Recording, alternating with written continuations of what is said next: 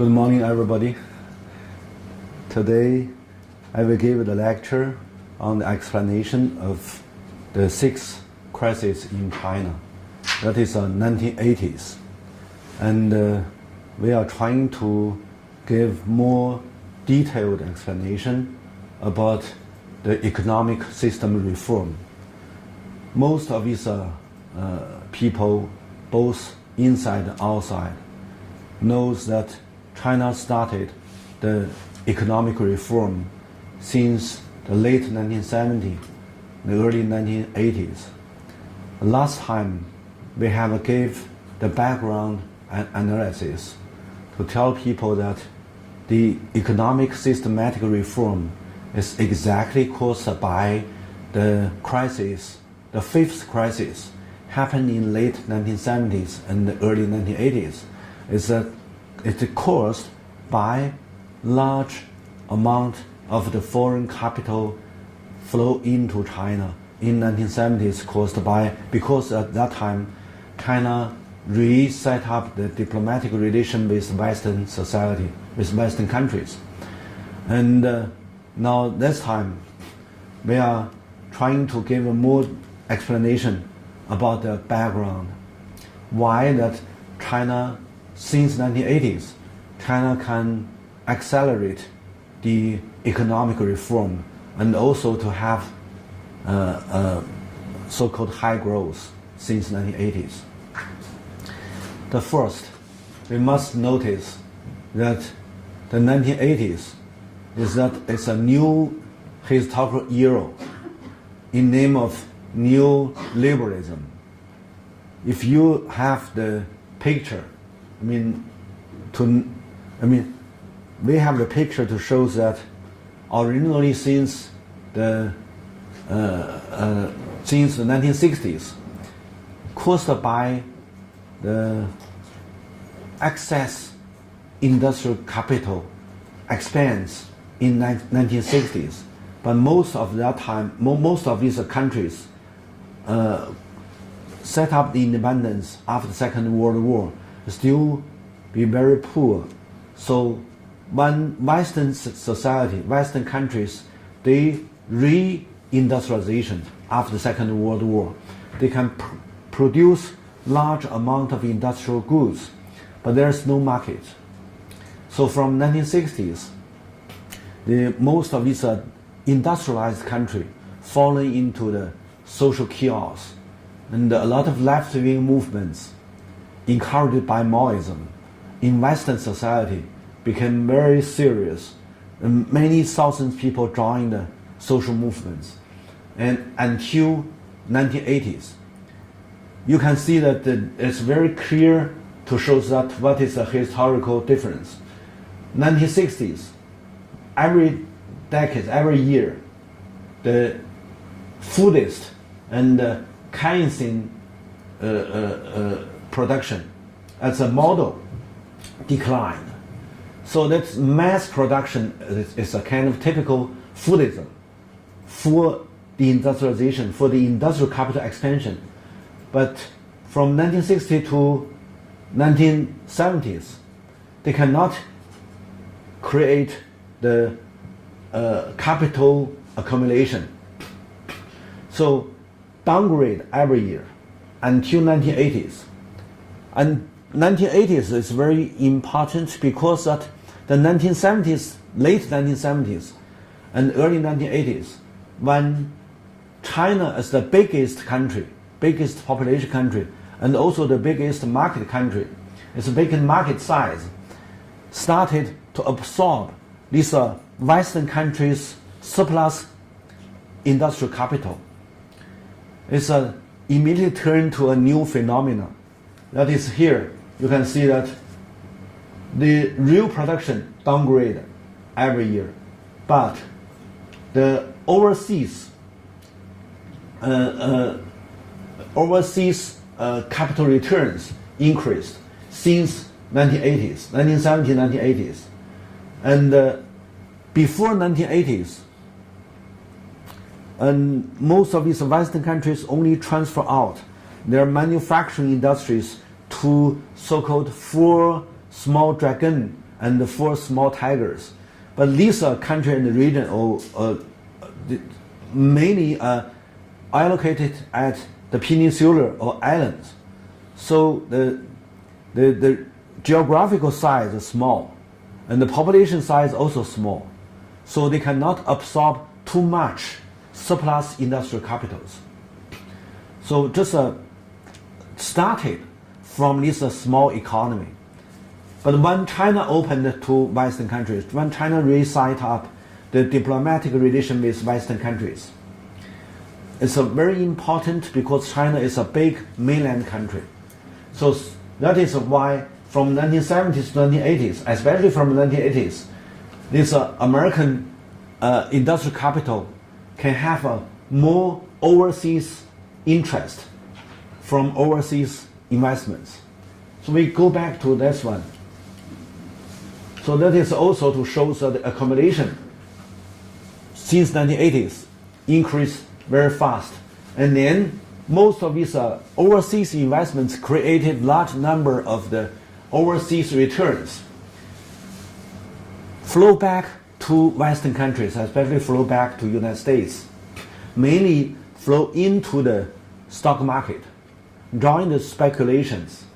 So from 1980s, that is a new liberalism applied to financial capital grow up. So industrial capital declined, and then financial capital increased. So decreased and increased to make the Western capital system, Western capitalist system, have a very big change. A new era, we said, is global financialization, started from 1980s, combining by the new liberalism. That is a very important background to understand what is developing countries grow up. Because that the industrial capital not as originally, not as the past, is play very important role. Since 1980s, financial capital play a leading role. That is we need to talk about the background. So first, we must know that it's a new era. Financial capital leading the Western society grow up of their accumulation caused by they transfer out their industrial capital to developing countries, and then have a large number of the overseas return, and then this overseas return can be very strong force into the stock market, financial market. So they financialized their economy and transfer out their physical production, turn to the financial capital era. That is a very critical background. And because of that time, there's a big change in Western countries. So most of these Western countries mainly taking the revenue, taking the profit from the financial capital grow up. And because of China regained the diplomatic relation with Western countries, these industrialized country, this advanced country, joined competition to joint competition of the China industrial market, mainly for transfer the facilities to machines to China. And then it make the chance, means that the traditional Chinese industrial structure got a chance to restructure. But restructure the heavy industry, machinery industry, and the military industry still need to pay intensive capital investments. It means that the institutional cost still be very high. And also there is a very important event, that is Japan. You know, in 1970s when China set up the diplomatic relation with Japan, China don't want Japan pay the penalty of the Second World War. So, and Japan to be the return and restart to give the official aid loans and also the technological facilities for facilitate China industrial development. And that is the interest rate in 1970s, 1980s in China. Most of these loans is more than 10% of annual interest rate. But Japan gave China the interest rate is just less than 3%. And also the return period can be 30 years. So it means a long-term loan, very low interest rate. It benefits this China a lot, because at that time China still be the country very much shortage of the capital investments. So Japan gave China large amount of the official investments from the governments. That is a very positive event for 1980s restructuring the national economy, restructuring the national industry structure. But most of the first 3 years, the first period of Japanese aid China large amount of loans, mainly 50% need to buy Japanese facilities. That is means that Japan buy governments give loans to China. Japan sell a lot of facilities, machines to China to occupy the Chinese machinery market. And then there is another very important event in 1980s because of the so-called second land reform taking place in the beginning of 1980s. Most of these rural areas households, the peasants' households, take back their arable land. And then there are many surplus labor force released from the collective system. Originally, these Chinese rural labor, organized by the collective system, mainly invest into the reservoir irrigation system and also invested into state big infrastructure construction. But from the 1980s, the governments could hardly to organize the labor force to invest into the national construction. So the labor force separated to almost every household, immediately to show that the rural labor is a big surplus. And then this a big surplus, you know that if you calculate of the whole of the arable land, China only need 100 million. The rural labor is enough.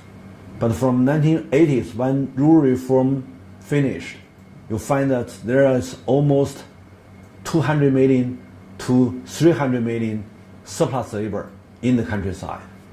So this a big surplus labor because it's big surplus. So the labor price is very cheap. They started to run their own workshop and factories in the countryside. So township and village enterprises grow up. Rural industrialization, mainly by this surplus labor, invest into their own labor force for the rural industry. So that is very important because of the local industrialization mainly rely on the rural industrialization. So the beginning of 1980s, rural industrialization is indeed local industrialization. So, but take this events into the consideration, we may know that why China can gain the high growth, because large number of the surplus rural labor run into the local industrialization. They got very little income, and a large amount of the interest taken by the local industry, and then to be the accumulation. That is just several years. The rural industrialization became more and more important to grow up faster. So we should know that caused by the rural labor, the labor-intensive overseas demand manufacturing industries grow up in the coastal China. But another side is also very critical. Because of all the rural collective system, almost all of them dismissed. So the People's Commune dismissed, Brigade dismissed. So the agricultural production taken by these small households. And small households doesn't need the agricultural machine. So before 1980s, China has set up almost 3,000 county levels agricultural machines factory. Every People's Commune, China has set up 5 small factories at People's Commune. So these are 2 levels. People's Commune change into the township level, and the county level still the county.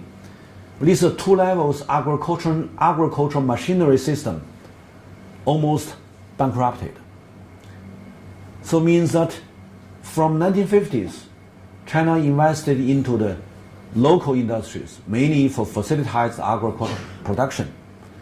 But after rural reform, after these households regain the land, they don't need this machine work in agriculture.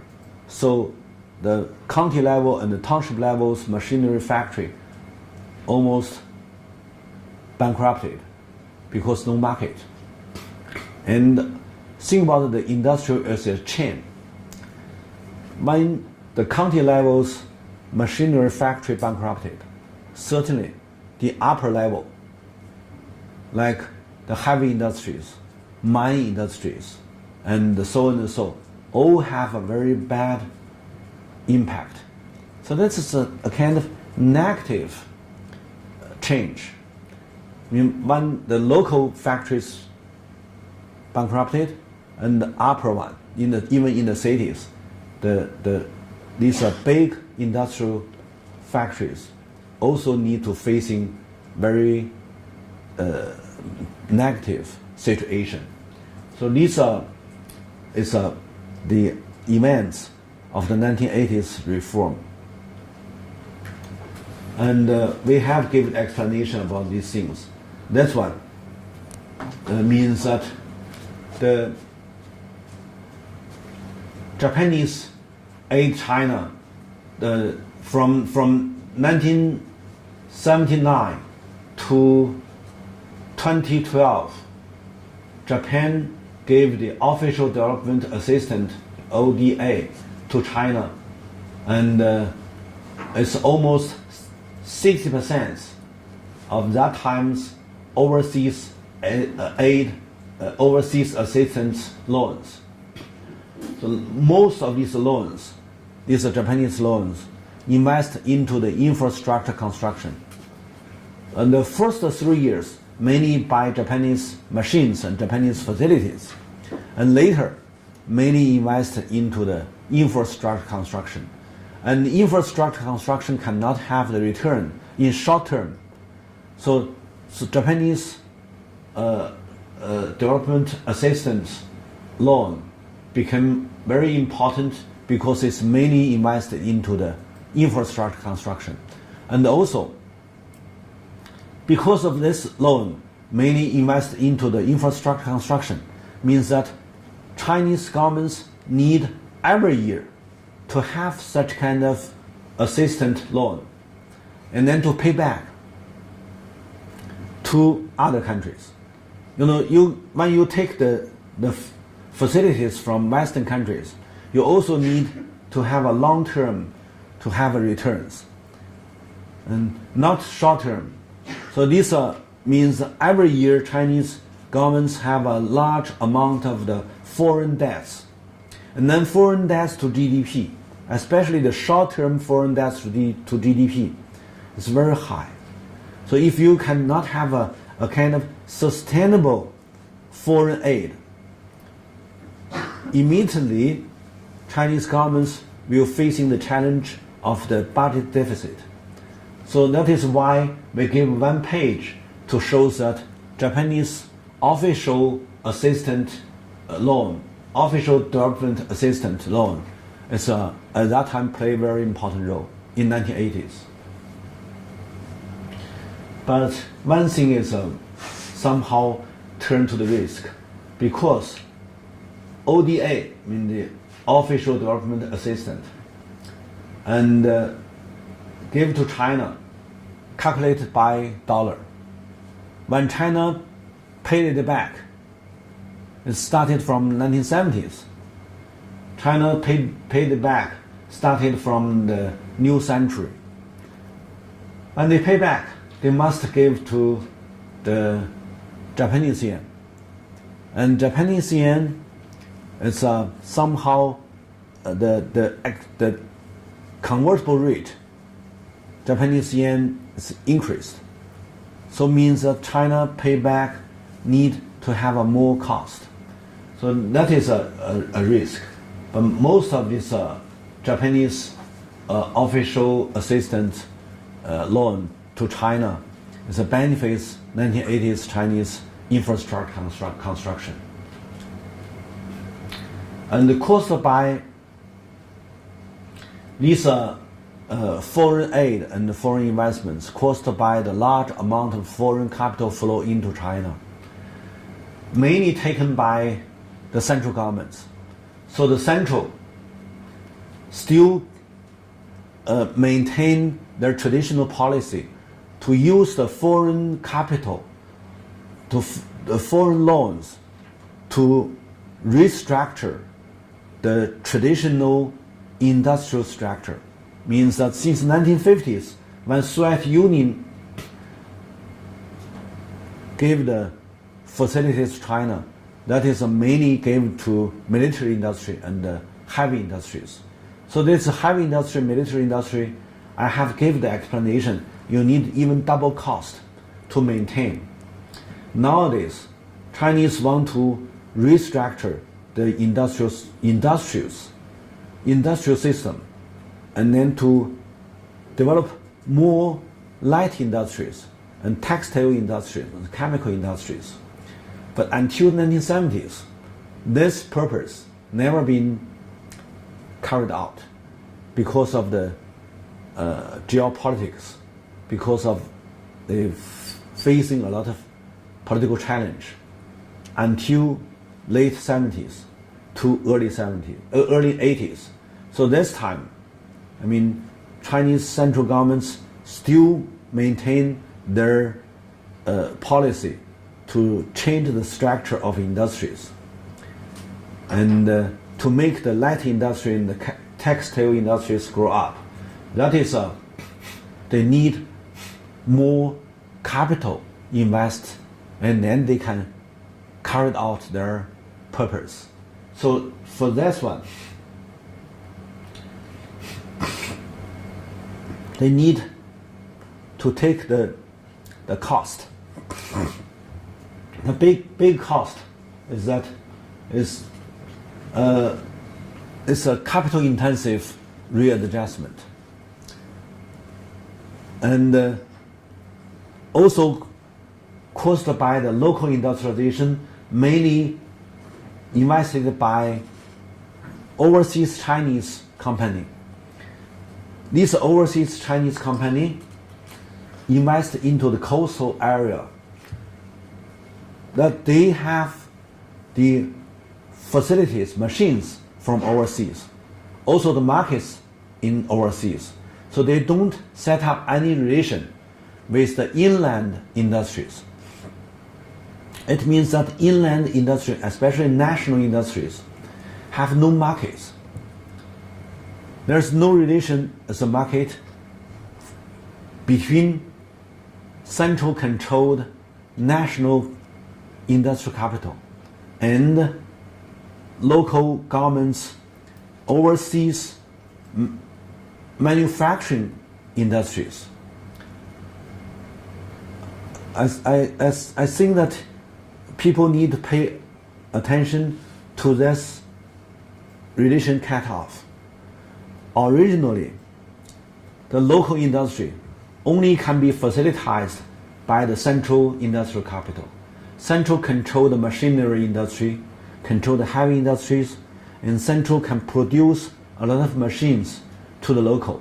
If any local want to develop their local industries, they need to have the machines from central. But nowadays, since 1980s, because China, especially the coastal area, absorb a lot of manufacturing industries from overseas Chinese investments.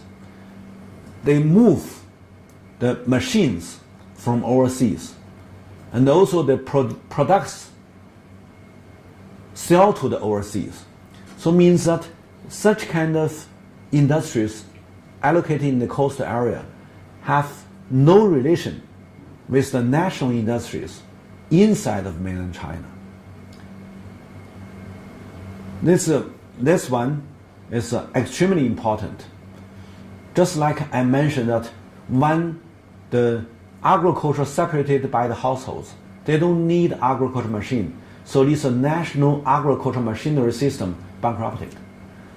The similar regulation, economic regulation, if the overseas manufacturing industries didn't need the facilities from the national industries, especially the national heavy industries and the machinery industries, means that the national heavy industry and machinery industry also have no market. So they fall into the trap. Means the more you absorb this foreign capital in overseas, from overseas, allocated in the coastal area, so the booming economy grow up in the coastal area. The more overseas investment in the coastal area, the less market of the national industries.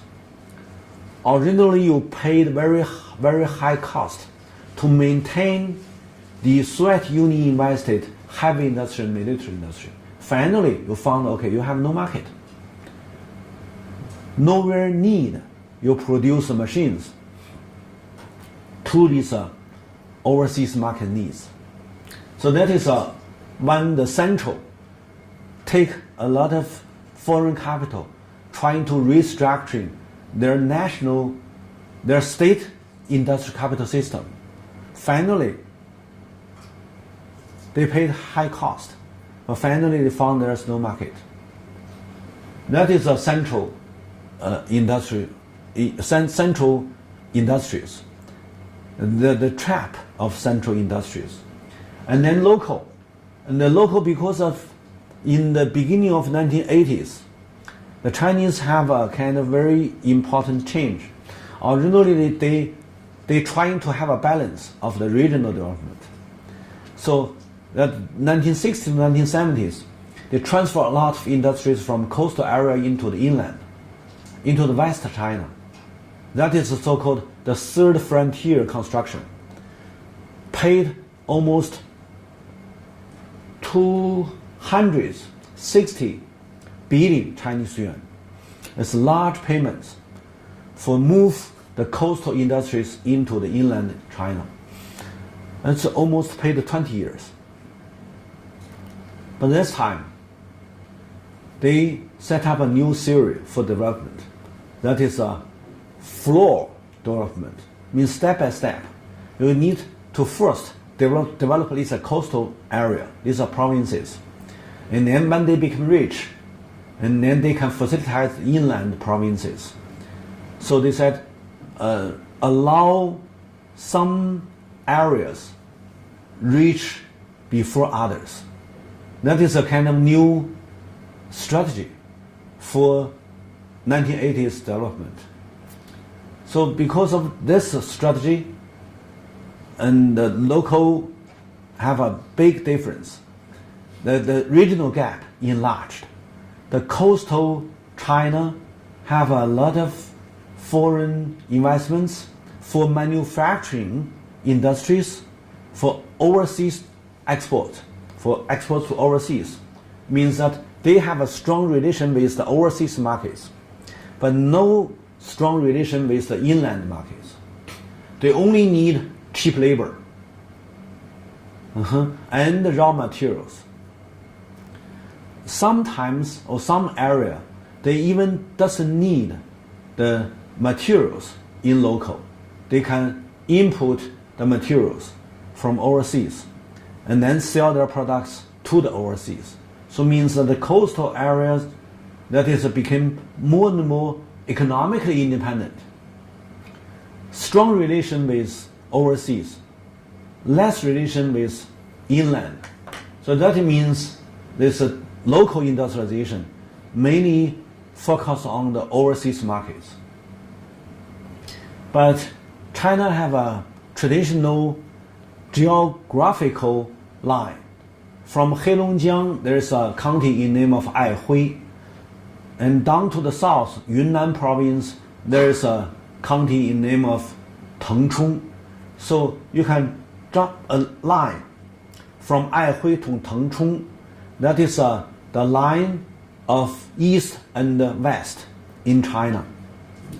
So 70% of the capital allocated in the east, 70% of the natural resources allocated in the west. So the capital intensive in the coastal area, and then natural resources allocated in the west. So that means that these are coastal area, I mean the east part of China, take the mine, take the coal and a lot of resources for the coastal area development, and also for foreign market, for overseas market. Means that China is originally a kind of very short natural resources country, a very limited natural resources taken by the coastal area for overseas markets. That means the gap between east and the west, not only the economic gap, but also the natural resources gap, means that you cannot use your own limited natural resources to benefit your own people. So these things, these phenomena, taking place in 1980s because that you need to develop these coastal provinces caused by you set up a new theory of the development, means step by step. And superficially you can see that China grew up in 1980s very faster. But if you deepen your studies into the Chinese development, you can find there are so many contradictions in 1980s. And also there's a very, very important events. You need to know that coastal China at that time, these provinces, when they absorb the foreign capital, it's not paid back by themselves, because China is a kind of very, very independent financial system. Any penny of the foreign capital flow in China immediately taken by the central bank, turned to the RMB yuan against to RMB yuan. So it means that the Chinese central governments take the responsibility of the foreign capital, of the foreign debts. The foreign capital invested into any area in China immediately turn to the responsibility taken by central governments. So that is the local governments can have a faster growth, but the cost, especially the foreign investments, as the cost taken by central. So most of these people, they just see this coastal area have a booming economy. They said, okay, it's good, but they never do the studies to notice that the responsibility, the institutional cost, not taken by the local. That is why there are so many contradictions between central and local happened since 1980s. it's also very important to know that because of this overseas investments into the coastal area, so the local governments in coastal area, their policy mainly pro-foreign capital. Pro-foreign capital policy in coastal area means that they wouldn't like to set up pro-labor, pro-environment. The policy cannot be, that is a contradiction. If you set up your policy for pro-capital, especially pro-foreign capital, means that you are not pro-local capital. You are not pro to local labor, social welfare. You cannot pro the local environment. So it means that the coastal areas' booming economy have a very big cost not taken by the coastal area. The financial capital turned to the debts taken by the central. And then they don't pay the social welfare to these migrants laborers. So the social welfare, whatever, the children, the aging people, whatever, you need to carry out of this marginalized population, the responsibility taken by the inland local governments. And also they don't care about the environments. So large amount of the pollution happen in the coastal area nowadays. So that means even they have a very fast growth, but if you do your studies, you may find there's a very complicated, very comprehensive institutional cost still happen, but not paid by coastal area. That is a so-called regional gap, not so simple. Not only the income gap, we need to know that the unbalanced, not only the economic affairs, but also the social affairs and the environmental affairs and the pollution and whatever. So many things cannot be thing of positive. It's a local industrialization also have a big institutional cost. So, and think about these two types of industrialization. Both have a very big institutional cost. So in 1980s, when this institutional cost created, finally we turn to the crisis. Not only economic crisis, but also the political crisis. So because the contradiction between local and the local, between central and the local, between different social groups, between different interest groups, become more and more serious. So the 1980s, a lot of people think that it's an ideological issue, but I said no, it's because of the economic growth. Inside of economic booming growth, there are many contradictions, never been analyzed by the officials and scholars. When we talk about these contradictions, we have to say something that is, in 1980s, China also renamed by Western ideology as neoliberalism. And the Chinese leader in 1980s also renamed as the leader of neoliberalism. Because that is just a kind of join together. Western countries move out their industries, their facilities. There must be a big one, can be market, can be the container to absorb these foreign industrial capitals.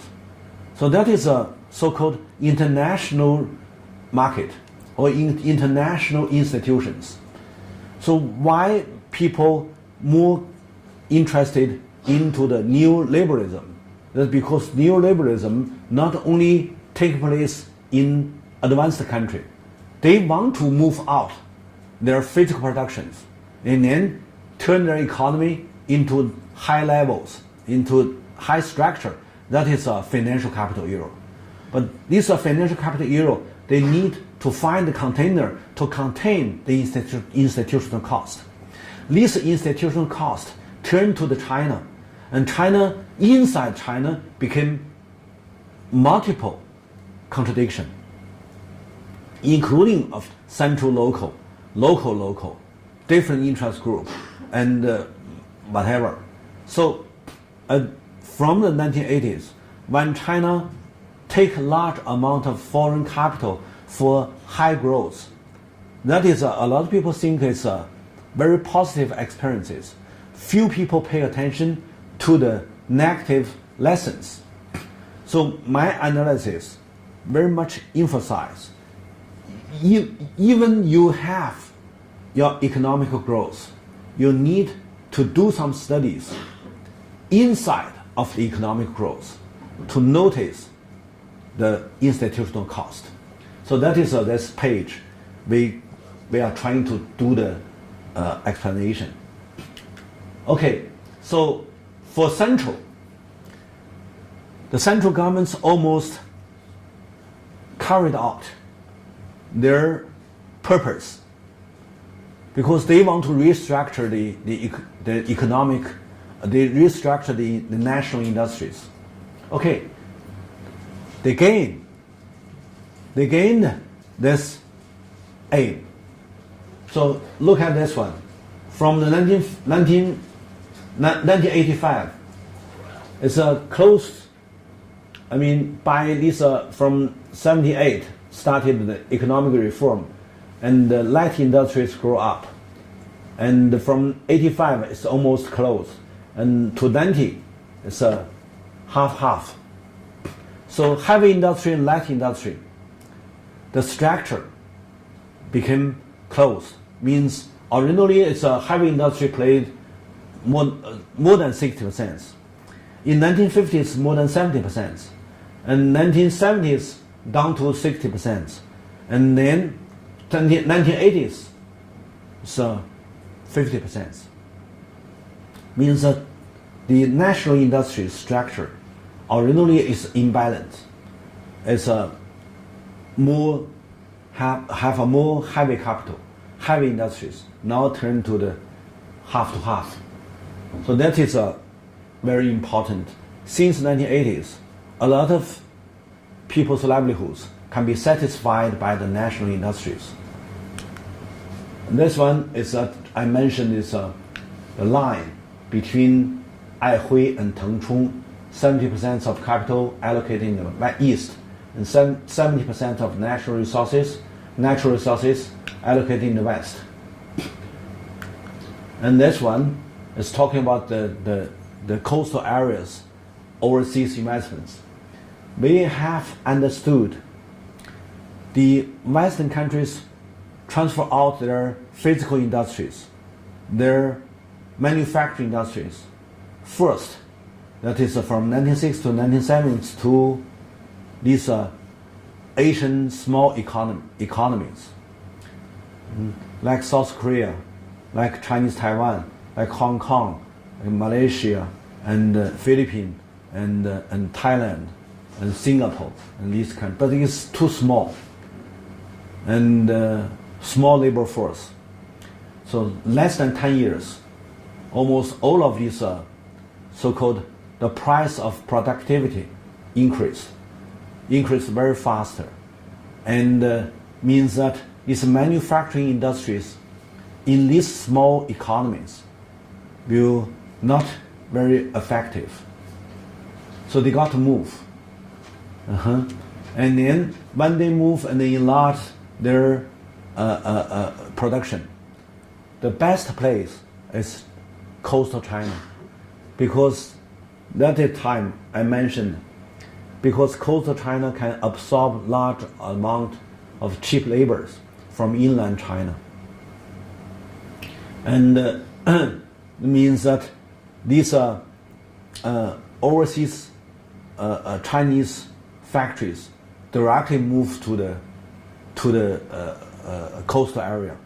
But it's also very important because when they move to the coastal area, they only allocated in Pearl Delta area. Here also, that is Hong Kong and Macau. This one is Taiwan. Means that the overseas Chinese investments not parted to the whole coastal area. They only hustled in small area nearby Hong Kong because they benefited by cheap productivity price, by the low price of productivity. And if they move to some far further, they go into some inland, even in Guangdong province. If they go to the North Guangdong or West Guangdong, or they need to pay more cost of the transportation. So they only stay around Hong Kong, means that they can be easier to transfer out, to export their products to the overseas markets. So this phenomenon shows that large percentage of the so-called overseas investments from Hong Kong. Look at that. So until now, originally in 1980s, more than 90% of the Guangdong province and overseas investments from Hong Kong and Macau. Nowadays, still be 66. That is 60s nowadays. So originally more than 90s, now still be more than 60s. So these events just can prove my arguments just now I raised up. To make people understand, only take these overseas manufacturing investments cannot have the ability to create their capital. You only give the profits to these overseas investors. You have a little interest controlled by the local. So the local cannot have enough ability by the capital accumulation for upgrade their economy. That is nowadays in Guangdong province or even Zhejiang and Fujian, these coastal provinces, they have no ability to upgrade their economic structure. And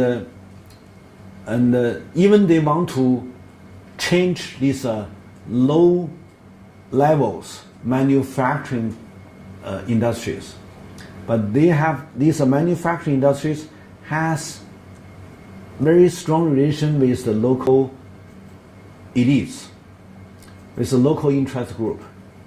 So up to now, even large number of the foreign, especially from Western countries, overseas investments would like to invest into China, but it's mainly invest into Shanghai or Jiangsu or Shandong or this area, not in Guangdong or Fujian. It's because of the most of this land have been occupied by low levels manufacturing industries. So you cannot just kick them out. So that is when we talk about the local industries, we need to know that there are so many things we should going forward to carry out the studies. And then we may have more experiences and lessons to show to other developing countries. But it's a big lesson. If you only can absorb these manufacturing industries for overseas market needs, means that you cannot have the local ability for capital accumulation, for set up your own national industries. Also cannot set up any ability to upgrade your economic structure. So this lesson we we took from coastal China, especially the southeast coast of China, but it may be applied to other developing countries. So it's certainly that they want to have a very fast money. These overseas investments focus on the manufacturing industries. It's faster and easier to move inside. Nowadays, like Vietnam, like Myanmar, or Bangladesh, or Sri Lanka, these countries, they are now taken a large number of the manufacturing industries from China now. Because the labor price and the environment price all goes high, so they moved to these more poor countries. These manufacturing industries only seeking the cheap labor and cheap land, because they have even no exactly interest. They only can take the revenues from this area that the local governments pro foreign capital, not pro labor, not pro environment. So they take not the interest. These manufacturing industries mainly take the profits from the revenue of social welfare, of the environmental protection. Means that if local governments didn't set up the policies to protect the labor welfare, didn't pay the expense of the social umbrella, these funds not paid by governments but shared with the local governments and these investors, these foreign investors.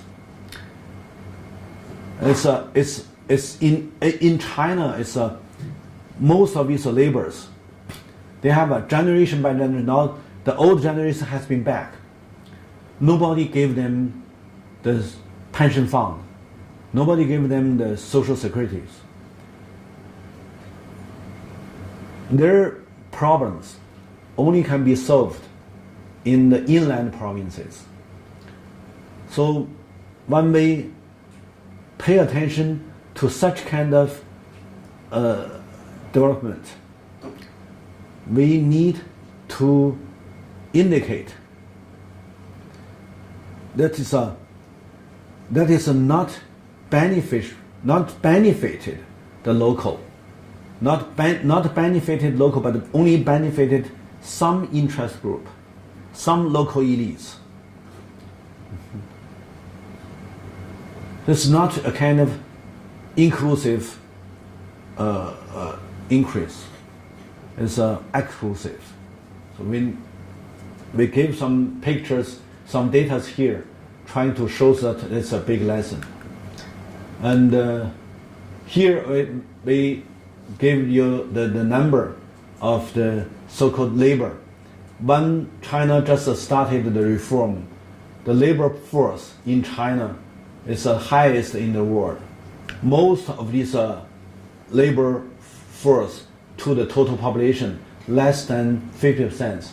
But China is 63.5%, because female labor drawing the work is the highest percent of the world. Most of these countries, female have a lot of difficulties to join the labor market. But in China, because of the land reform since 1949, and female labor released, liberalized, and so until now, so the female labor joined the labor markets, China is the highest up to now. So it's caused by this one. So Chinese labor force to the total population is the highest in the world. And think about these manufacturing industries. They hired a lot of young female laborers. So that is quite different with other South Asian countries. So when we just talk about the central industrialization, local industrialization, we will find that the central local, the budget is a change. And in the 1950s, because of the Soviet Union aid, China is mainly taken by central. So the central budget is 80% or less than 80%, 70% something. And then, because Soviet Union retreat, the central budget down to the 20%. And there, in 1960s, because of the third frontier construction, central concentrate some budget power, so it's increased. And then, caused by 1970s, large number of the Western investments only taken by the central. So the central budget also increased. And then here, when we talk about the crisis, the late 1980s, the crisis happened. And then central must pay the heavy foreign debts. So the central budget decreased. Until 1994, when the tax division reform taking place, central budget and local budget half to half, up to now. So you can see that different time, different period, different policy to make the central and the local, the contradiction between central and local. We use this picture to show that the contradiction between central and local. Indeed, it's very critical. And the central always want to take more, but local always want to protect local interest. So that it's a big country, have a long-term contradiction between central and local. Here, when we talk about the late 1980s crisis taking place, it's caused by the so-called twin price system. And this twin price system created bureaucrats' speculations and then turned to the high inflation. The worst situation because of these two things. What is a twin price system? Originally in rural China, the peasants sell their family products in free market. That is market price. But the governments want to take the scissors for the government's industrial accumulation. So governments gave a low price to take a part of the agricultural products. So there is a twin price. One is a farmers' market's price. Another is government's purchase price. So that is a twin price system. From 1950s until now, in agricultural society, it still be twin price system. But when the urban area want to carry out the reform, they gave the government's departments special priority. Means government's department at that time is somehow not high income. They are, government's officials' income still be very low. And also caused by the late early 1980s, large number of the urban youths have no job, including of these cadres, young children. The cadres children need to have a kind of priority. So means that from the beginning of the 1980s, the central governments gave a special priority to the government departments. Every government department can set a company. This company created the interest, contribute to the departments. And then departments officials can share such kind of interest for the subsidies of their daily life. Like even in the Central Party Committee, they have a Central Party's departments. They are not very much involved of the economic affairs. So, and I still remember in 1980s, the north part of the Zhongnanhai, it's a Middle South Sea. It's a word-to-word translation. But the north part of this central yard, surrounded by Red Wall, is the center of the China. North part belong to the State Council. South part belong to the Central Party Committee. The south parts, the cadres, these officials, somehow think that they are lower position than the north. Because north is a state council, they carry a lot of economic departments. Means they control these economic affairs, and then they have a lot of benefits from different levels, economic affairs. But the South, they are in charge of the party affairs, not very much involved of economic affairs. So they have no such kind of benefits. So the South sometimes, especially low levels, cadre, not high levels, they can satisfy their position. And they also can have another position when they become middle age or even elder. So they may take some position in economic department. But these young cadres, they complain, we are very poor.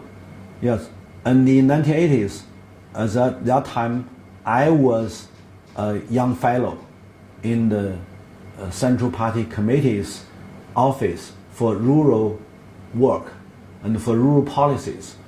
We have no any benefits. So even there's no dining hall in the departments. We got to go to the street to have a lunch or dinner. We are very cautious to save money, and because that time we are exactly poor. So, and when you allow these departments, even our departments, as a kind of office inside of the party committee central leadership, we also have the priority to open a taxi company. And others, anyway, you have a special rights to open a company, and then you take the benefits from the company.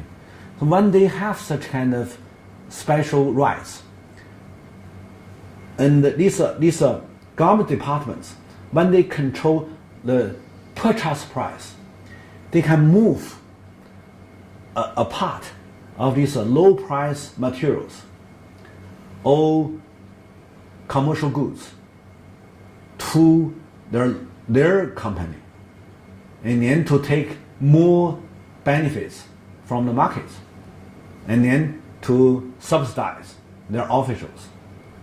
That is the started. But when they started by such kind of bad behavior, and then immediately turn to the corruptions, and because the more you take from your purchase price, it's a twin price system, means the more you can have the benefits from markets. So that is a lot of, at that time, a shortage of the raw materials, like iron and steel materials, like cement materials and glasses, and so even the fund. It means that they gave a part of their control, by the planning control, they still have a lot of power. So they use their power to change into the money. That is 1980s. And then who did it? Their children. So their children became, at that time, even older people have a very bad comments to such kind of corruptions. They're from 1980s. And then the people talk about Guandao. Guandao means the bureaucrats' business. So even you are official, you have your business. Your business is just take these low price materials into the markets. And then, step by step, they don't directly use this purchase price materials into the markets. No, they just give the documents how much you can have, and then these documents can be transferred one by another, even 10 times transferring, turn large amount of the profits, but make the market's price increase more faster than before, even to make very bad inflation. So the more shortage, the more high inflation, mainly caused not by so-called the marketization, it's mainly caused by the bureaucrat's business. These things, I suppose that is aroused a lot of social complaint, because finally this high inflation became the institutional cost taken by the society, by the common people. So that is also, no matter whatever you want to carry out as a reform, all turn to negative things, because these businessmen, they don't believe that you have a good policy, because they every day they facing the challenge of the corruptions. So by such kind of twin price system, created large number of the bureaucrats' speculation and the corruptions, aroused a lot of social complaint, and then turned to the high inflation. So we can see here, according to some scholars' study, in the year 1988, that is the high inflation taking place, the total amount of the price difference is 350.9 billion Chinese yuan. It's almost 30% of the total income, of the whole national income. And it's also bigger than the total savings in the bank system. Means that large number of the profits lost by such kind of system. And then not only for these speculators, these bureaucrats, corruptions, they take large benefits, but also make the high inflation. You can see that here is a high inflation. Since the reform, there are 2 times high inflation. One is 1988 to 1989, and then 1990 is down to the bottom. And then second time is 1993, 1994. So that's all. These are 2 crises, close, very close. And this one, I said the high inflation mainly caused by the bureaucrats' speculation. And also, we need to give another events, and then to help you to do the analysis. Local industrialization also need large amount of the raw materials. Rural industrialization have never been calculated by the planning system.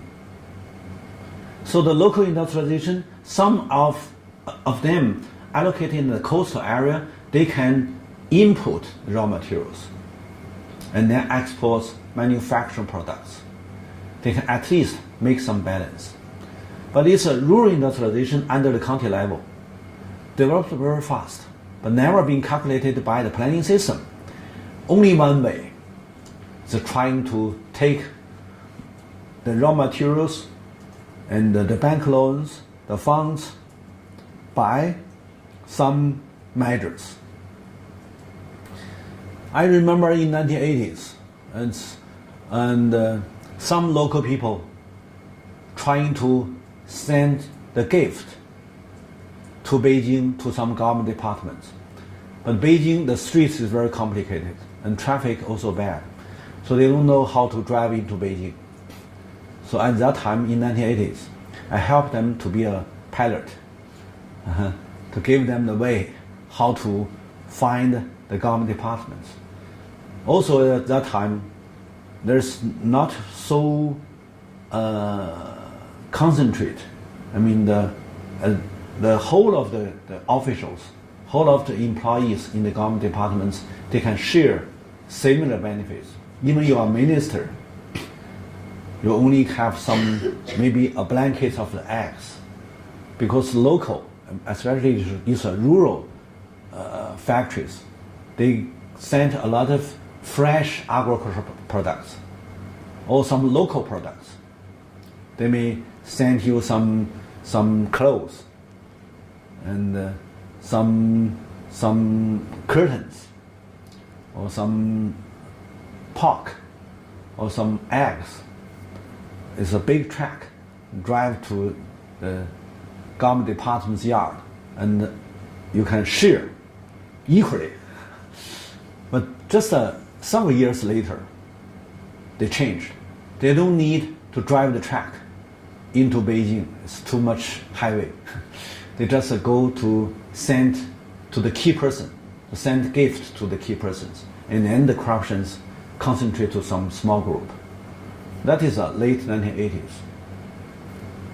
So the order, the regulation, little bit change, but it's a very bad impact the official system. And so that is but most of them, you can just take their position. You can just imagine if you are them, what you are trying to do as a change. They said, okay, we can do some change. Yes, they did. They did is what? Is that the so-called the price reform, to marketize all the price. But it's immediately when they just have a discussion in the political bureau, trying to issue a new reform, means marketize all the price. Immediately turn to the social chaos. In 1988, in May of 1988, 抢购, how to say that? 抢购,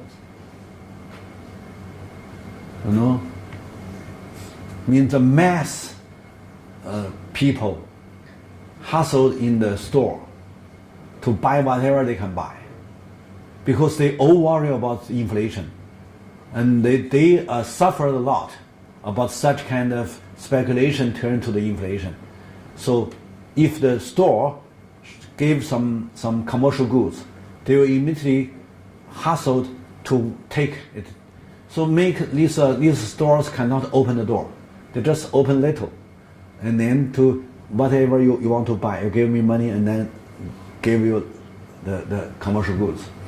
So this pictures to show that people hustled in the counter in the store to trying to buy even they don't need.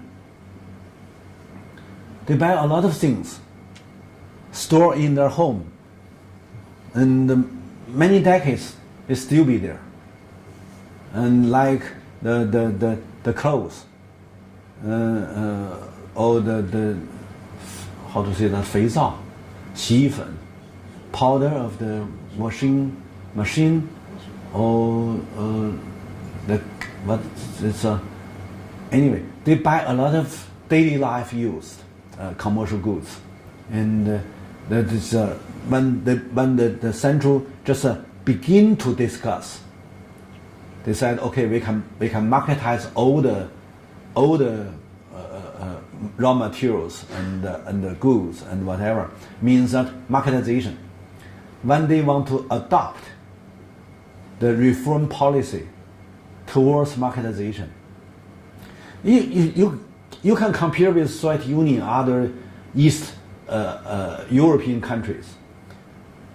No matter where or whenever and wherever, when they trying to exactly to move the marketization as institutions into their country, almost all of them aroused a lot of trouble, even the big chaos. China did earlier. So in late 1980s, not only China, but also East European countries and Soviet Union all believe marketization, all believe free market system. So when they started, a lot of social chaos happened. Here is also. And then when they are dissatisfied, they go to strike and campaign. Here is a down with bureaucrats business, and also it's done with bureaucrats. It's even the young kids. I think it's pupils in the school. They go to street because they also suffered of high inflation. So and then finally turn to the 89 political movements in Tiananmen Square. Here also anti-corruption in name of ceremony of Hu Yaobang. It's one flag have a two slogan. This one is in name of Hu Yaobang because Hu Yaobang at that time is somehow not corruption. And another side is anti-bureaucrats and also anti the corruptions. So these put these pictures together, you can find that even the policemen at that time shows their agreement to the social campaign that is protesting to anti the corruption, anti the high inflation. So the high inflation make the people, the common people, very much cautious of their daily life. So they join the mass buying things, the mass hustled in the store, one by another time. So several times happening. But here the mainstream officials still insist on such kind of marketization. That's a policy. So not only in May they started for discussion, they make decision, and then arouse the social chaos. And then in later, in the June and July and August, they insist such kind of policy, and then to make more people, to make nationwide mass, not fighting, the mass buying. People hustled to the store to buy whatever. And because of people all go to the store to buy the commercial goods, and then the price increased more faster than before.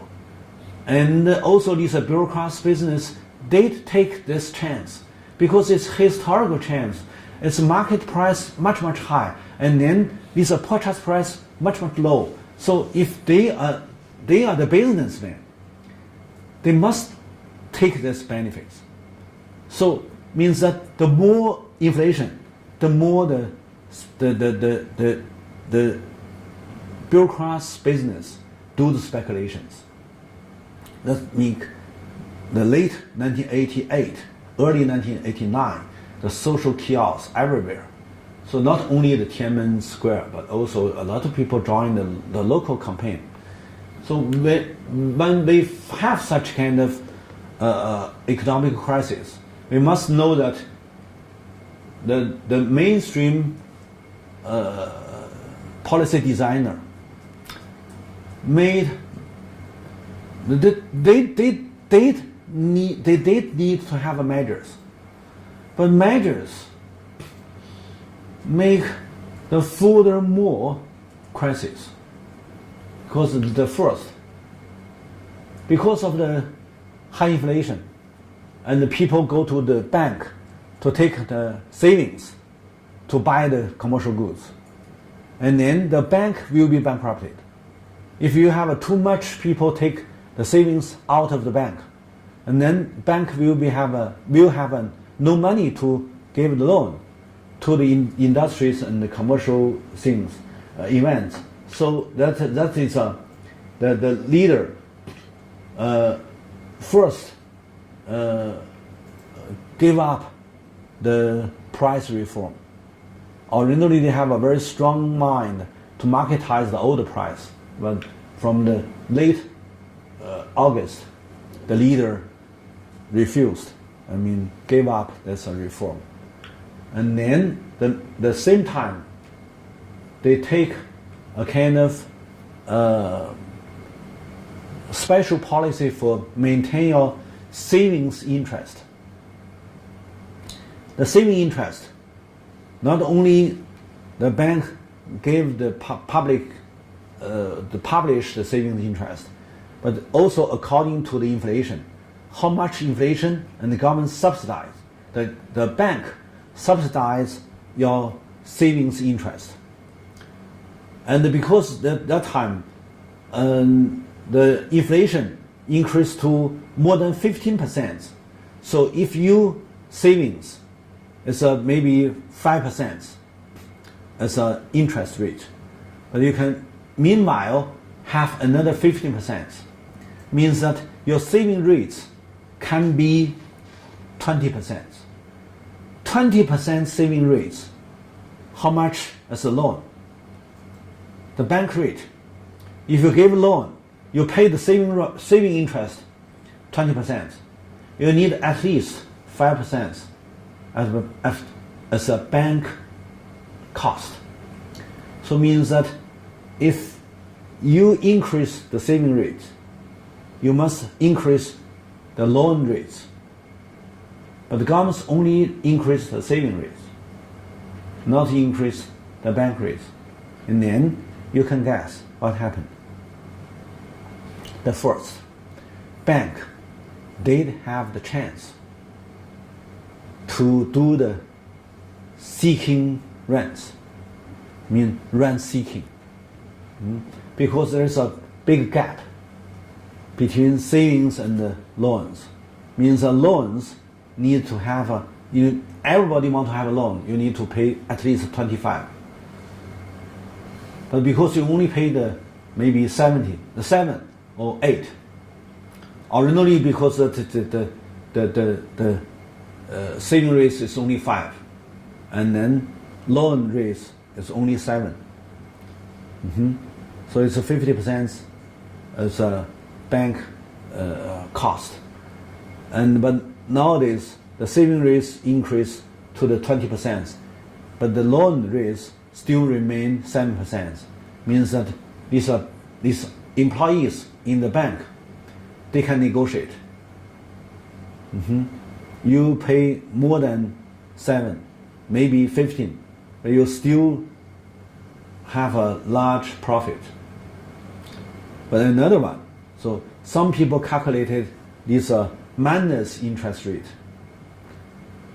every year, annually, maybe more than 300 billion. But bank itself have no such kind of 300 billion. This large amount of the benefits lost. That is the first problem. Means that you have a minus interest rate because you paid more to these savings. You got less from the loans. So that is the first. But officially, immediately turn to the second very negative event. That is all bank have a large deficit. The bank have a deficit. Bank belong to the government at that time.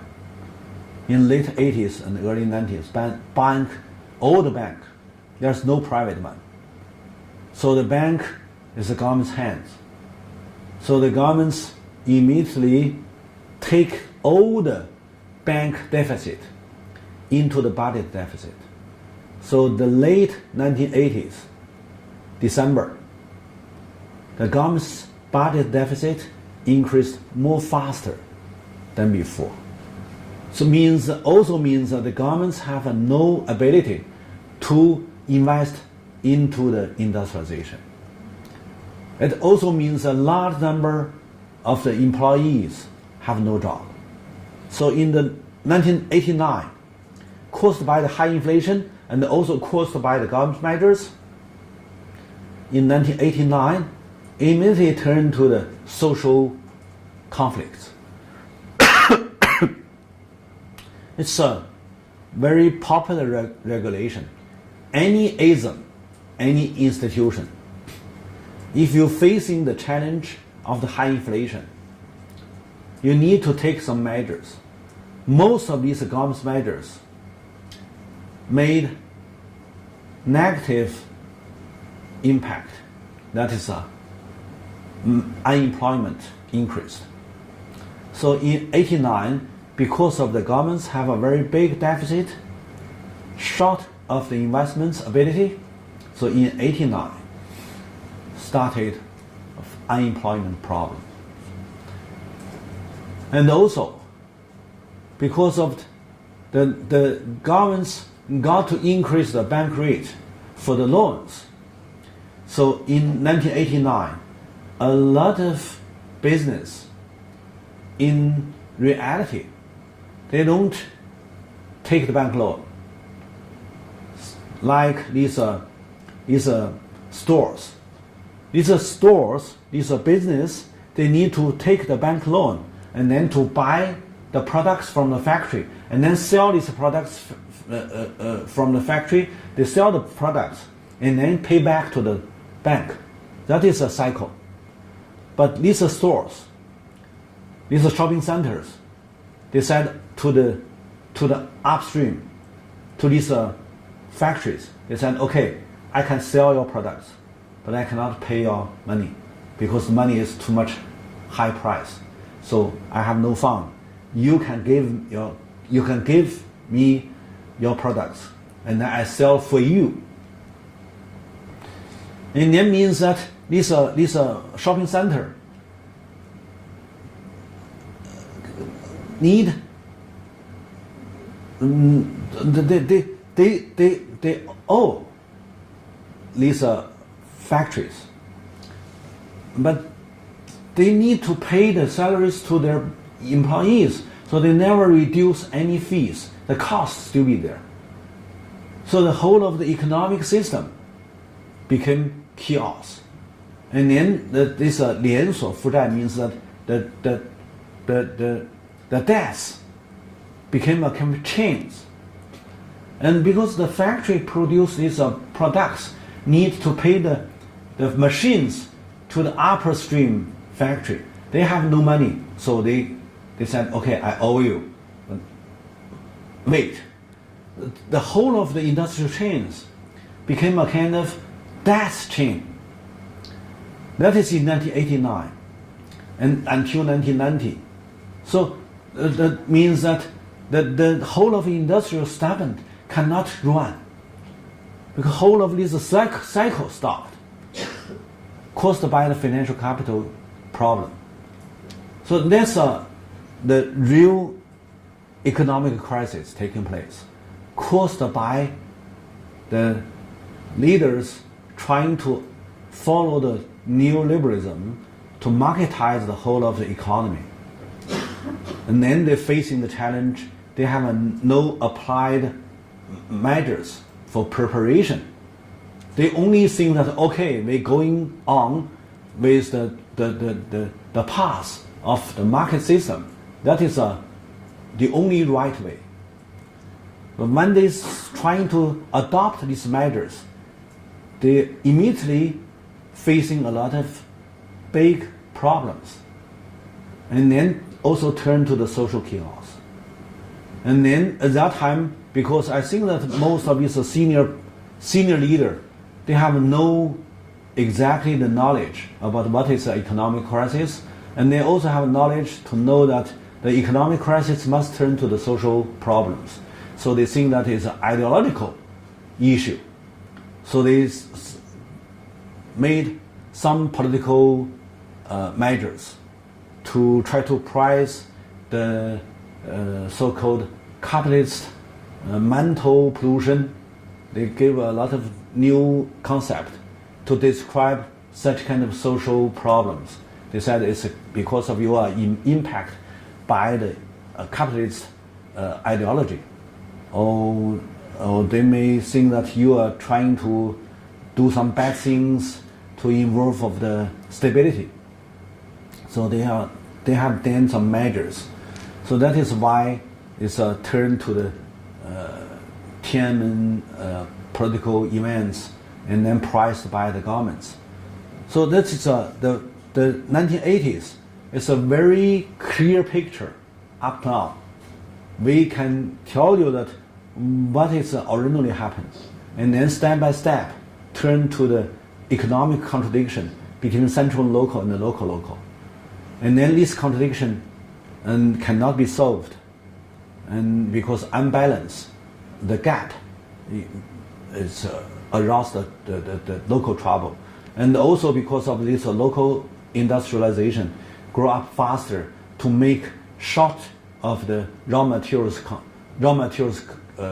supply, and then the raw material supply need to control by the governments, and the governments allow some part of the raw materials out of the purchase price became market price. That is twin price system.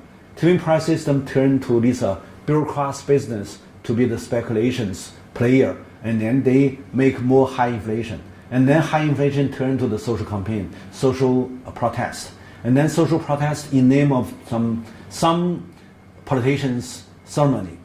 And that's because these are not applied to the so-called political correct at that time.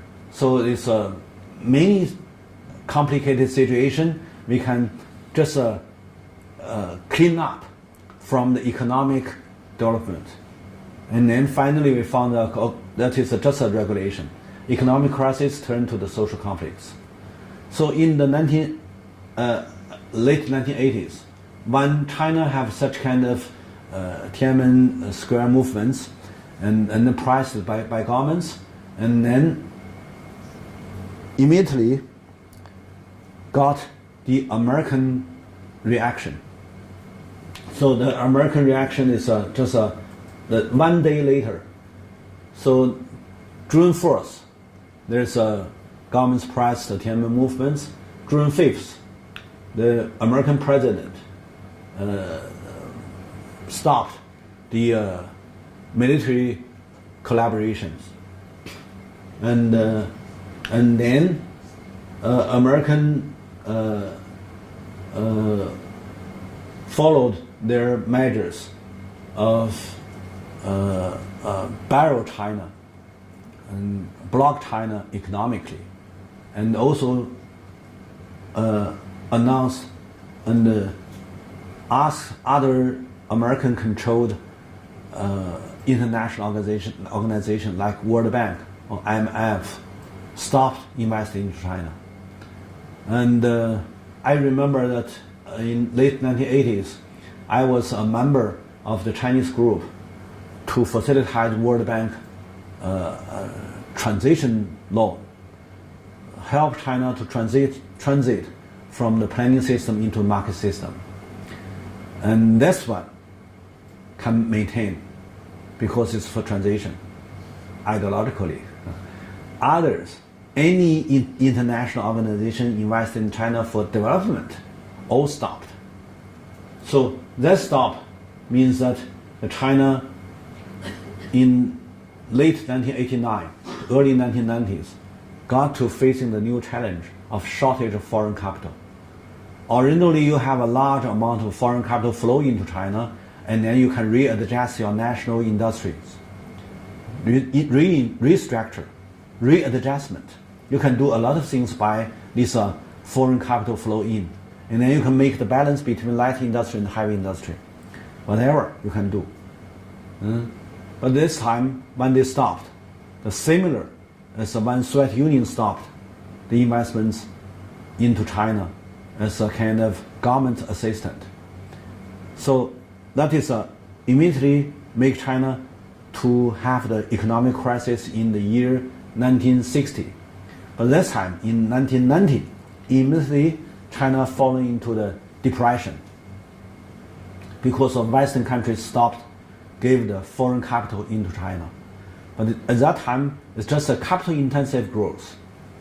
No matter you develop these local industries, or no matter you readjust your national industries, you all need the capital investments. So that is a capital-intensive growth.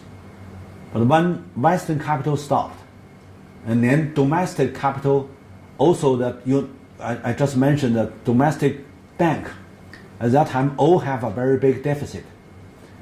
So domestic bank cannot work well, and overseas capital stopped. So make China have a depression. That is in late 1989 and 1990.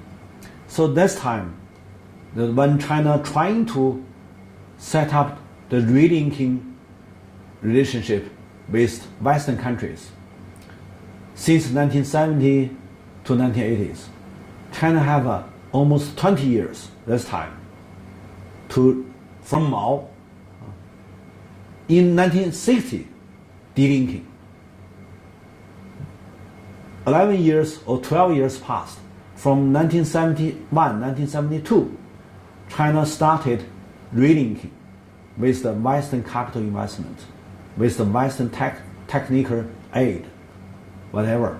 And then, when you have the Western facilities, you need to use the Western management system. That is started the economic reform. And then more open to any kind of the Western investments. That is from the beginning of late 1970, early 1980s. Means that Mao started the relinking, and then Deng fully relinking. Any kind of foreign investments can directly settle in China. So they said we are linking with international system. That means that relinking became a very popular event in 1970 to 1980s, and not along 2 decades. From 72 started to import the foreign facilities until 88, 89. Means that China has 16 years to 17 years relinking to West. It is extremely important, not only to China, how to remember the historical lessons, but also to any other developing countries. If you do want to relinking, you need to take the Chinese lessons as into your consideration. You cannot only take a look to notice that China have a high growth. China fulfilled the industrialization. You also need to know how China paid the cost. How many times crisis happened in China? When China restarted the linking with the Western capital since 70 to 80s. So this time, when we talk about that, we got to say that when American this time try to block China, it's not so long. You know that from 1950, because of the Korean War, American lead other Western countries block China until 72, 71. So this is 21 years. This time, from 89 to 93, American gave up. It's because most of these Western countries did have their interest in this biggest market, that is China. So they cannot follow American. And even that time, some of these Western countries keep investing into China. So that is American cannot stop. They just suggest. Also, they can control this international organization, but they cannot stop other countries keep invest into China. Even it's small, but it still be there. So not keep longer, just 4 years or 3.5 years. It's changed. So, but when we see that curves, we can see that it's very smoothly. But here, you can see that high growth in 84, 85, and then downgrade. Or from 88 to 89. This 88, this 89. Decreased to only 4%. Originally, it's more than 10%. And then down to later, not minus, but less than 4%. This one is so these are 2 years. The crisis happened very serious. And you also can see that because of this is external debt, short term to the normal GDP. Because of 1989, the foreign capital stopped flow in China. So these short-term external debts also decreased to the GDP. So many things happened in the late 1980s. And we got to give the final conclusion about this one. That is to calculate into the whole of the 10 crises. This time, the late 1980s, is the sixth. The sixth crisis is the first stagflation crisis caused by the first time by marketization. Means that first time marketization in China in 1980s and encountered the stagflation. And that is a stagflation is a kind of economic crisis type. You can be easier to learn from Marxism. But in China, few people talk about stagflation because they don't think that it's a kind of economic crisis. But it's indeed.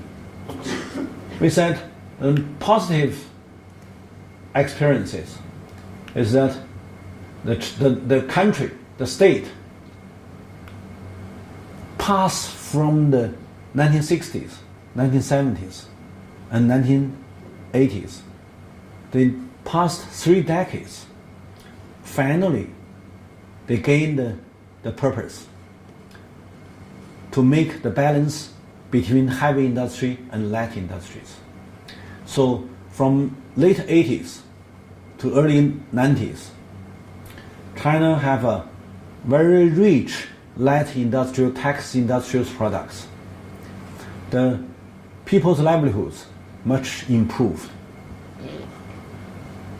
But that not only created by 1980s. It started by 1960s and 70s. 60s and 70s, they have paid very high cost. Until 80s, they can realize the purpose for the balance of the industrial structure. Heavy, light, make balance.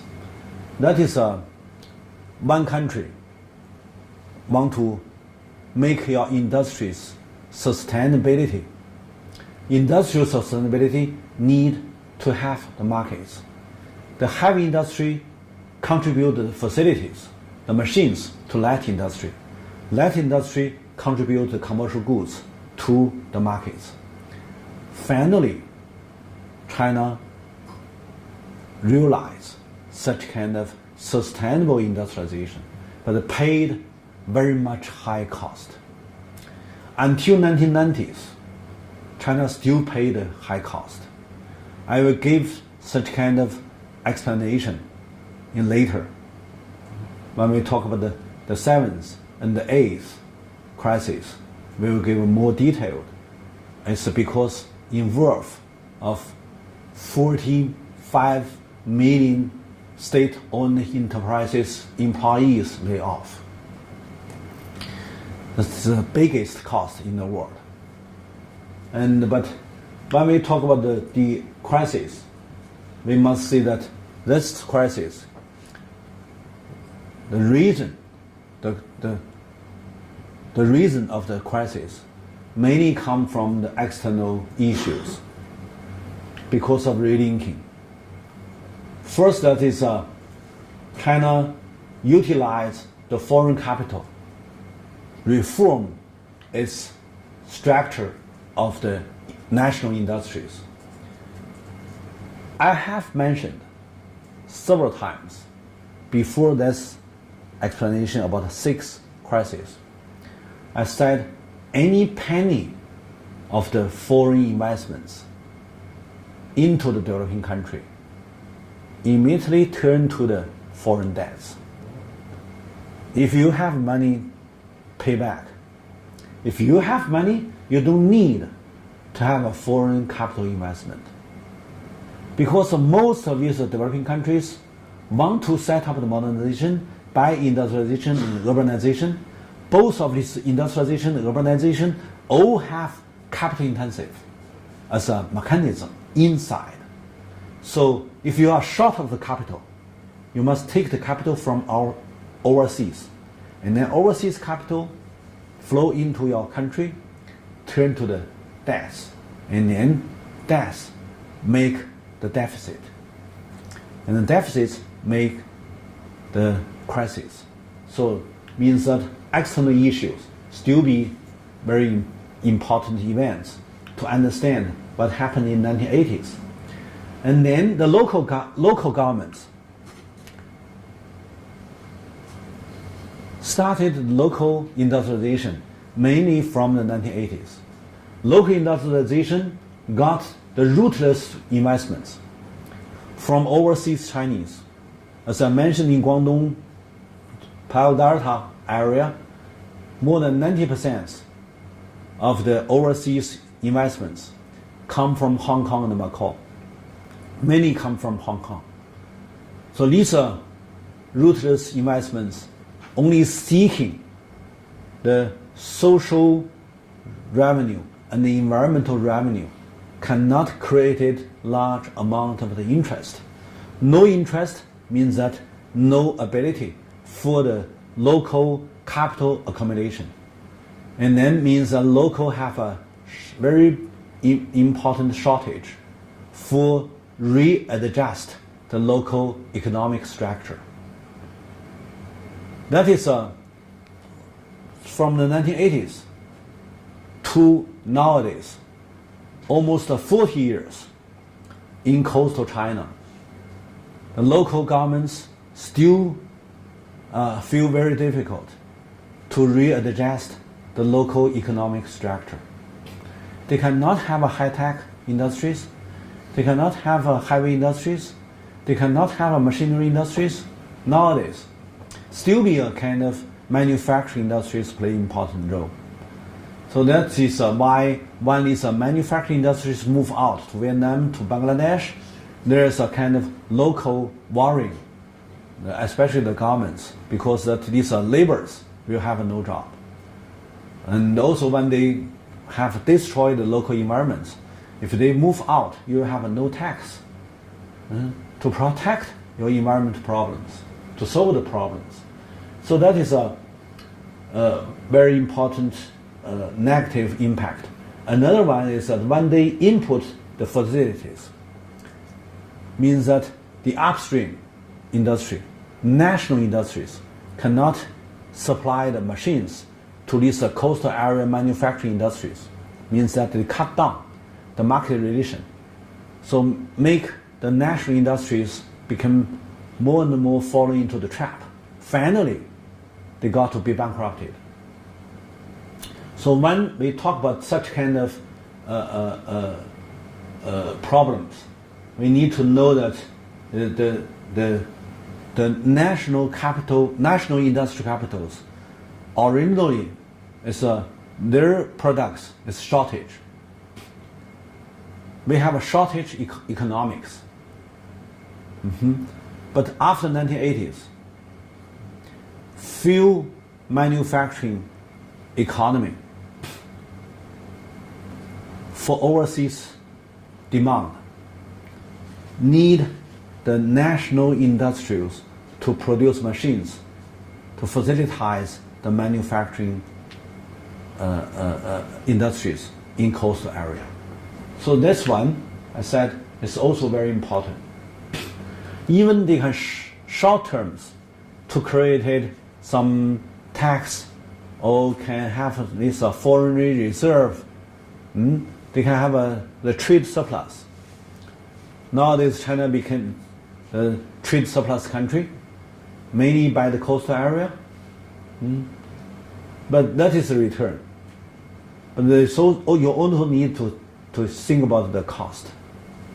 So here is the cost. And the external issues also including of this American bloc China, that's from 1989. Because that you rely on foreign investments.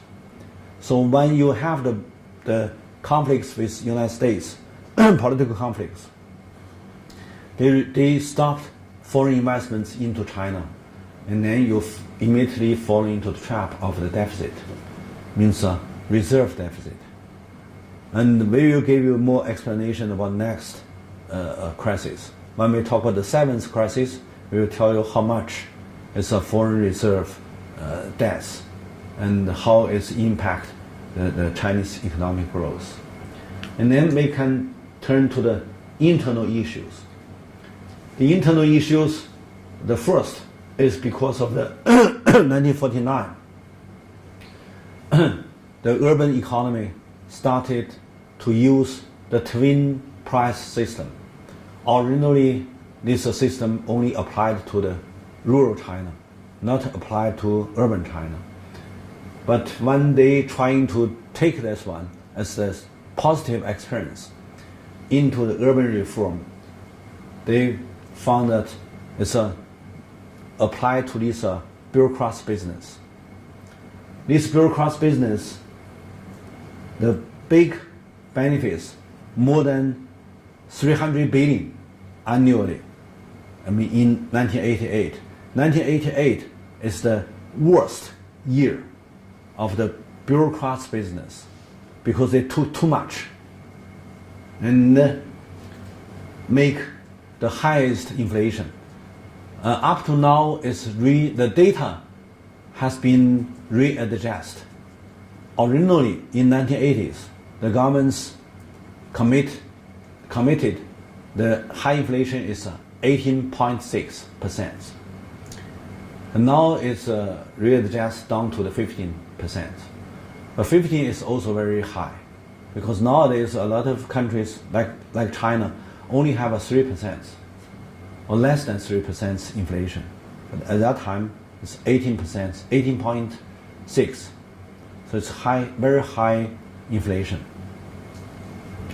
And in this year, because of the high inflation happened, and the government's mainstream officials and scholars, they had designed a kind of reform plan or reform project.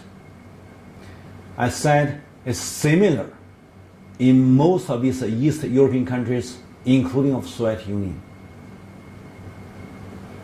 In China, it's when they utilize such kind of reform projects, when they try to utilize, they just make the pre-decision, because all the decisions need to be made in political bureau, and then give such kind of decision as a suggestion to the State Council.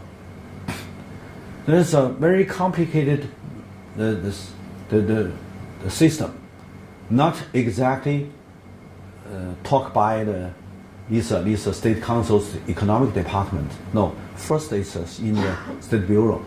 But there's many information channels. So when they just gave such kind of decision, in May, a lot of people have information. So there is a kind of social problems happen. And when finally the Beidaihe conference, the Beidaihe is not formal, but it's a kind of informal closed meetings. When these senior politicians all agree with such kind of suggestion, May they have suggestions. And then in August, July and August, when these senior politicians settled in Beidaihe, enjoy their so-called vacation, and they can have many different closed meetings, and then they can discuss, like a lobby, something, and then they make decision. They support this reform, and when they just give such kind of information, immediately the social problem aroused again. So these are things. I mean, you can see negative, but you also can it's a positive, because these are things to make the central politician, these are senior persons, seeing that it's a too much negative things happen. So they immediately make decision, stop. So the 30th of April, of August, the State Council make a decision, stop such kind of reform. But the bad impact has been expanded to anywhere. So a nationwide fighting for buying things, not fighting, but trying to compete to buying commercial goods has been, you cannot stop. So that is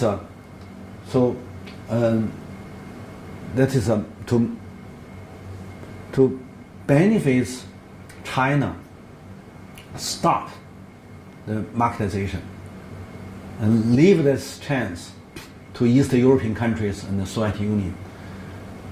I said in 1988, almost all of these countries, sponsored by World Bank, all have the similar projects, turn their planning system into the market system. But China stopped in the summer of 1988. Others, no. They are maybe their people is somehow more polite or more cultural qualities, some high, whatever. But they have no such kind of trying to buy commercial goods, these social kiosks, they don't have.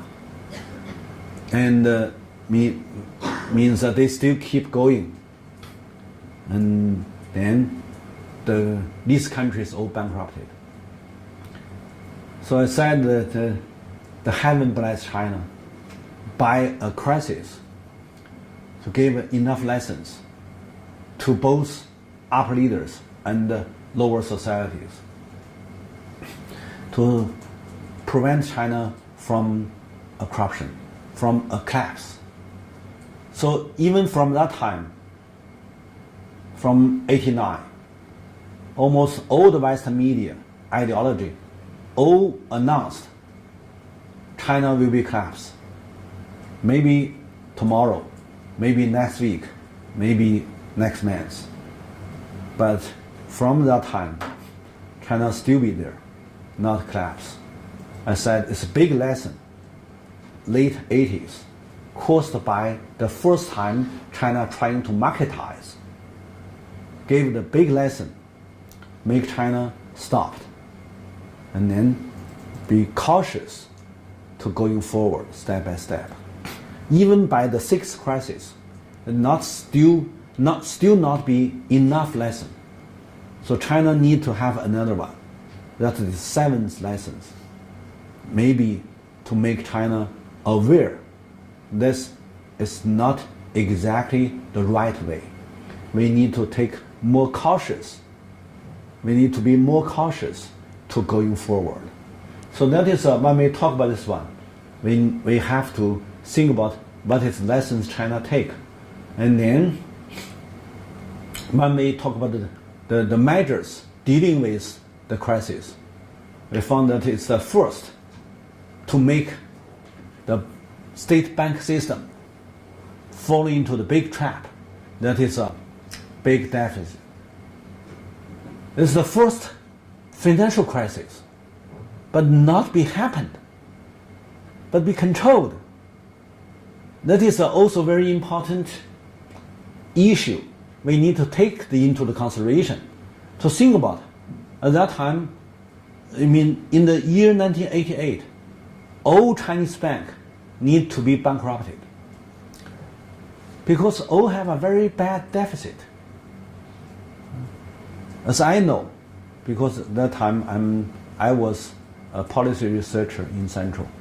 As I know, the December, by the statistic, the whole bank system have more than 59 billion, 59 or 58, 58 or 59 billion as a deficit. So the total savings is 300 billion. And also at that time, there's no Basel commitment. China not follow the Basel commitment. But anyway, think about the total savings, 300 billion.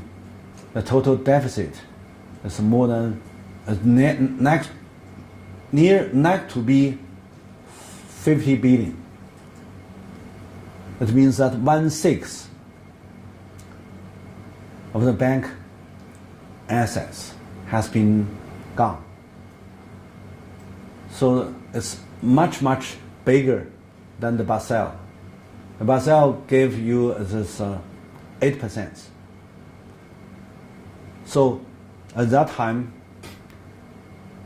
people need to think about why Chinese bank system didn't bankrupt. It's because at that time, the bank system and the budget system close together. It's the one government's two hands. So when governments have a very serious deficit in the bank system, governments can put this bank deficit into the budget deficit because there's no separation. So together. So only this country can have such kind of mechanism to solve the bank system's problem, immediately to solve by the budget system. So the government's fiscal take the whole of this bank deficit into the budget, and then to make the budget deficit increase to 50 billion. That is the December of 1988, how Chinese governments solved the big bank deficit. It's a market system or not? I leave this question to all the audience. You can think about that. How you maintain the key sector of your economic department system. The sixth sector is financial sector. In the 1980s, when the whole Western countries, in name of neoliberalism, to reduce any borrow, to eliminate the borrow, to make the financial capital flow free in and out. You can find that there is a country like China still control the physical system and the financial system, put them not separation, put them together. And then at that time it's a very critical problem, but very easy to solve by this one body, two hands, and not separation. So they can put these two hands together. And then for the macro readjustment. But the bank system can handle the problems, but the enterprises cannot. Caused by the interest rate of the loan increased in 1989, immediately turned to the death chain, as I mentioned just now. The death chain make almost all of its real production, the industries, fallen into the big crisis. And then the whole economy falling into the depression. So I said, if we see this government's measures, something maybe you can think is a positive, but something you can think that is a negative. So we just are very objective to do our analysis, to know that what indeed happened in 1980s. And then we may have basic understanding of so-called Chinese reform, so-called emerging market country like China. Okay, I finish this lecture. Hope you have a more deep discussion about 1980s in China, the crisis in China. Thank you.